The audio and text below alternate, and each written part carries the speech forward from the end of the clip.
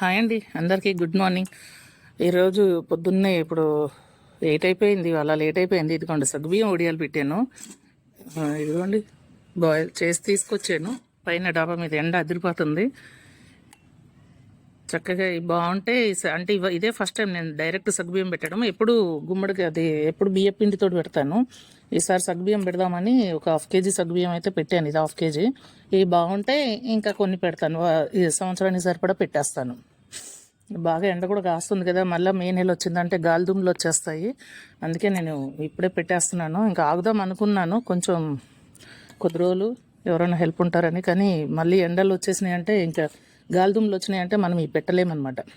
అందులో ఎండలు కూడా బాగా కాస్తున్నాయి. మళ్ళీ ఏ మబ్బులు వేసినాయి అంటే ఇవి మనకి ఎండకపోతే బాగోవు. ఇవి చాలామంది యూట్యూబ్లో అయితే ఇవి ఫ్యాన్ కింద ఆరబెట్టండి అంటున్నారు. కానీ ఏదైనా ఎండకి ఎండితేనే చాలా బాగుంటాయండి ఒడియాలు ఏవైనా సరే. ఎండకి ఎండితే మంచి గుల్లదనం వస్తాయి అన్నమాట. మనం వేపుకున్నప్పుడు కూడా చాలా బాగుంటాయి అవి. ఇదండి ఈరోజు వచ్చిన వీడియో. నచ్చితే లైక్ చేయండి, షేర్ చేయండి, సబ్స్క్రైబ్ చేయండి. Thank you for watching.